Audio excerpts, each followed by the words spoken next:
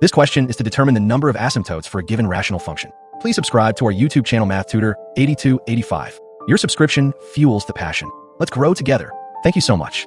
How many asymptotes does the function y equals the fraction with numerator x squared plus x and denominator x squared minus 1/2? There are 4 options. First step is to check for horizontal asymptotes. To find the horizontal asymptote, we look at what happens to the function as x becomes very large. The highest power in both the numerator and denominator is x squared, so we compare the leading terms. As x approaches infinity, the function approaches 1. Therefore, y equals 1 is a horizontal asymptote. Next step is to check for vertical asymptotes. Next, we find when the denominator becomes 0. Set x squared minus 1 equal to 0. Solving that gives x equals positive 1 and x equals negative 1. Now test both points. At x equals 1, the denominator becomes 0, and the function value becomes infinitely large, which confirms that x equals 1 is a vertical asymptote.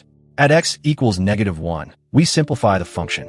The numerator becomes x times the quantity x plus 1, and the denominator becomes the quantity x minus 1 times the quantity x plus 1. We can cancel the x plus 1 terms. The simplified expression becomes x over x minus 1. Plugging in x equals negative 1 gives negative 1 over negative 2, which is 1/2 a finite value. So x equals negative 1 is not a vertical asymptote.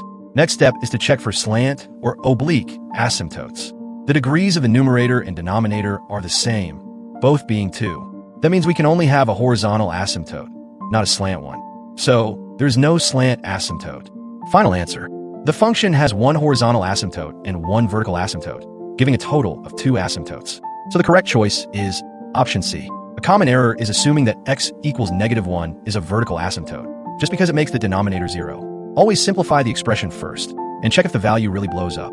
To find all asymptotes, always check horizontal behavior for large x. Test vertical points by simplifying and using limits. And remember that slant asymptotes only happen when the numerator's degree is higher by 1 than the denominator's.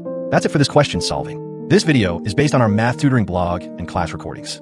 Hope you enjoyed it. Please subscribe to our channel Math Tutor 8285 and turn on the notification bell. Press the like button. Your subscription fuels the passion. Let's grow together. Thank you so much.